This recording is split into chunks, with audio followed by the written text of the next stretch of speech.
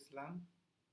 আমি আজকে দেখাবো যে ওয়ার্ডপ্রেসে কিভাবে চাইল্ড থিম তৈরি করতে হয় এবং এলিমেন্টরে চাইল্ড থিমে কিভাবে এলিমেন্টরে অ্যাডন তৈরি করা যায়। তো এটা পরবর্তীতে আমি প্লাগইন বানিয়ে দেখাবো।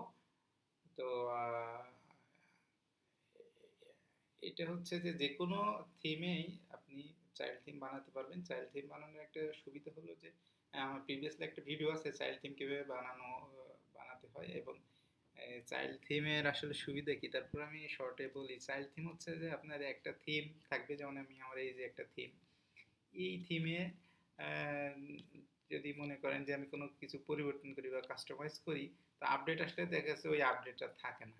আর চাইল্ড থিম বানালে কি হবে, আপনার ওই যেটাই পরিবর্তন করি না কেন ওই চাইল্ড থিমে আমি পরিবর্তন করব, কিন্তু আমার মেইন থিম আপডেট হলেও আমার ওই পরিবর্তনগুলা বা আমি যে কাস্টমাইজেশনগুলো করছি ওইগুলা থেকেই যাবে, কোনো কিছু হারাবে না। এটা একটা সুবিধা, ওয়ার্ডপ্রেসে অনেক একটা সুবিধা। আর আপনারা জানেন যে ওয়ার্ডপ্রেস একটা জনপ্রিয় একটা সিএমএস। আর এই জন্য আর কি ওয়ার্ডপ্রেসে মানুষ বেশি ওয়েবসাইট তৈরি করে এবং এটা আসলে আপনারা একটু ইন্টারনেটে ঘাটাঘাটি করলে বুঝবেন। তো যাই হোক, আমার মেইন বিষয় ওইটা না, মেইন বিষয়টা হচ্ছে চাইল্ড থিম আমরা আজকে বানাবো। আর চাইল্ড থিমের সাথে আমরা এলিমেন্টর ইনস্টল করে এলিমেন্টরের ছোট্ট একটা অ্যাডন বানিয়ে আপনাদেরকে দেখাবো। পরবর্তীতে আমি ওটা প্লাগইন বানিয়ে দেখাবো এবং কিভাবে আরও অ্যাডভান্স লেভেলের অ্যাডন বানানো যায় সেটাও আমি দেখাবো। তো এই জন্য আমি প্রথমে এটা আমার সাইট, আপনারা লোকালে আপনারা ইনস্টল করতে পারেন। আর লোকালে ইনস্টল করে আপনারা একটা থিম অ্যাক্টিভ করলে হবে, ইনস্টল করে অ্যাক্টিভ করলে হবে।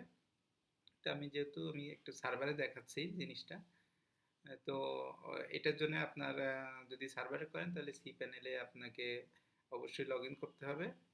আর সি প্যানেল লগ ইন করতে হবে। আর এখান থেকে যেহেতু দেখতে হবে, দেখার জন্য আপনাকে ওয়ার্ডপ্রেসও লগ ইন করতে হবে। তো আমি লগ ইন অলরেডি করছি, এখানে লগ ইন করে এটা আমার ড্যাশবোর্ড।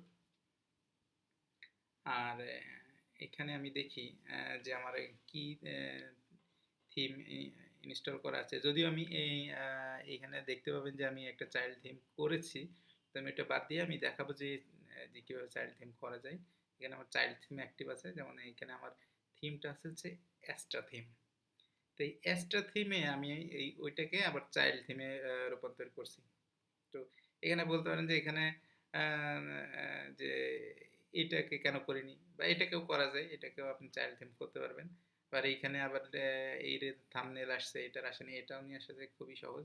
তো আমি যেহেতু বেসিকটা দেখাচ্ছেন, আমি পরে এইগুলো দেখাবো যে কীভাবে থাম্বনেল নিয়ে আসা যায়, কীভাবে ডেসক্রিপশনগুলো নিয়ে আসা যায়। হ্যাঁ, তো এখন আপাতত আমি দেখাই যে কীভাবে বেসিক চাইল্ড থিম তৈরি করা যায়। এর জন্য সি প্যানেল লগ ইন করতে হবে। সি প্যানেল লগ ইন করে আমি ফাইল ম্যানেজারে যাব। ফাইল ম্যানেজারে গিয়ে এখান থেকে আমার যে ফোল্ডারটা, এরকম একটা ফোল্ডার, তারপরে আপনি ডাব্লিউপি কন্টেন্টে যাবেন, তারপরে থিমসে যাবেন।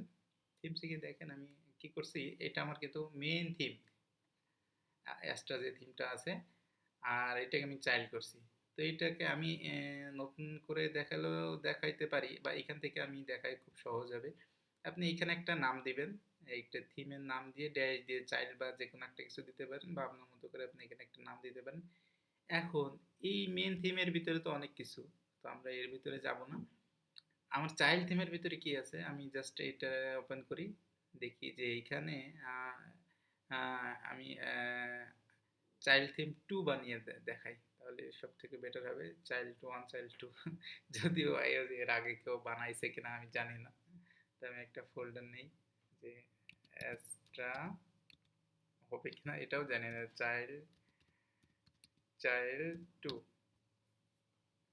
2 একটা ফোল্ডার বানালাম এবং এর ভিতরে এখানে কিন্তু দেখেন আমাদের কিন্তু এখানে তিনটা থিম, একটা চাইল্ড, একটা স্টার, একটা হচ্ছে 2019।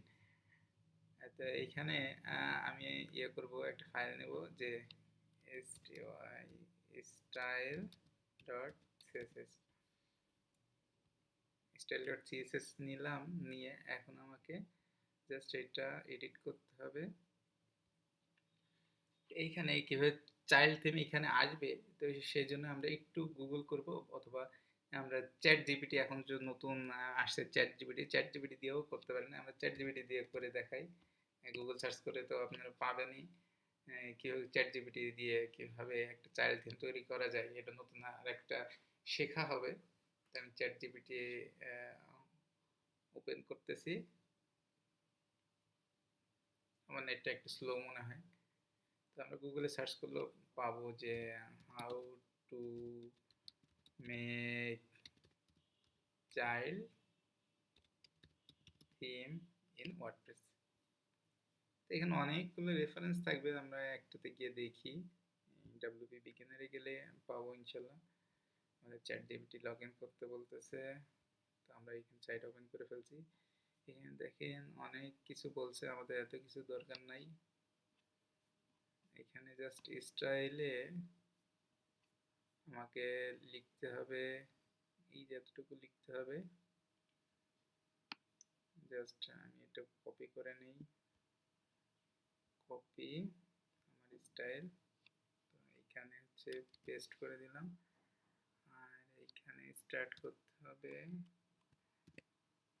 এইভাবে স্টার্ট করে। আমার এত কিছু লাগবে না, টেক্সট ডকুমেন্টে লাগবে, ভার্সন টার্সন এগুলো আপনারা পরে দেখে নিন।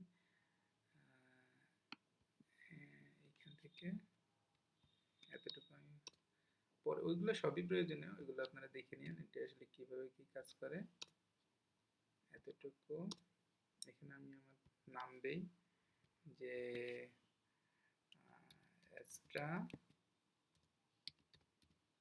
চাইল্ড টু, আর এখানে হচ্ছে আমার ওই থিমের নামটা হবে, থিমের নামটা চাইল্ড, টেক্সট ডকুমেন্টে যেটা হয় যে এক্সট্রা চাইল্ড। দেখি আসে কি, সেভ দিলাম। সেভ দিয়ে যদি এখন আমি থিমে গিয়ে রিফ্রেশ দেই,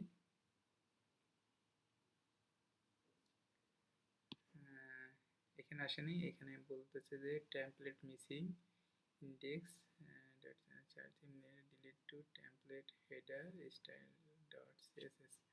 আচ্ছা, style.css এখানে আমার মনে হয় যে আমার আরেকটা থিম চাইল্ড থিম ছিল, এটার কারণে হয়তো হতে পারে, বা এটা আমি চেঞ্জ করে দিই। আচ্ছা, টেমপ্লেট আমরা এখান থেকে কপি করলো, এক্সট্রা চাইল্ড। আচ্ছা আচ্ছা, তো এইখানে আমরা অন্য একটা নাম দিই, ওইটা নাই সেরকম। তারপরে এখানে আমি শুধু এটা রাখি, শুধু থিমের নামটা দিলে হবে টেক্সট ডোমেইন বা টেমপ্লেট নাম দিলেও হওয়ার কথা। আচ্ছা, এখানে কিছু মিসিং দেখাচ্ছে, তো আমরা জাস্ট এতটুকু কপি করে নিই, কপি করে পেস্ট করলাম, এখানে নাম দিলাম, আর এখানে চাইল্ড টু থিম দিলাম।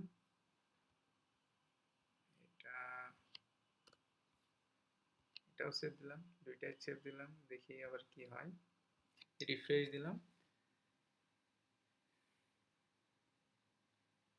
এই যে আমার এটা চাইল্ড 1, এটা চাইল্ড 2, এটা কিন্তু অ্যাস্ট্রেরি, এ চাইল্ড 2। তো আমরা এটা অ্যাক্টিভ করি, এটা আমরা যদি অ্যাক্টিভ করি, এই যে আমাদের এটা অ্যাক্টিভ হয়ে গেছে। এখন আমাদের যদি সাইটটা রিফ্রেশ দেই আমরা, তাহলে দেখা যাচ্ছে আমাদের মানে সেম, সবই সেম থাকবে। আমি যদি কোনো কাস্টমাইজেশন করি বা কোনো কাস্টমাইজ করি, কোনো সিএসএস করি, সেটা আমরা চাইল্ড থিমে করবো, যাতে আমাদের মেন থিমটা যদি আপডেট হয়, তাহলে যেন আমাদের যে কাস্টমাইজেশনগুলো এগুলো না হারায় যায়। আচ্ছা, আমার এই ভিডিওটা এই পর্যন্তই, আমি নেক্সটে দেখাবো পরবর্তী ধাপ। তো আজকে এই পর্যন্তই। আসসালামু আলাইকুম ওয়া রাহমাতুল্লাহি ওয়া বারাকাতুহু।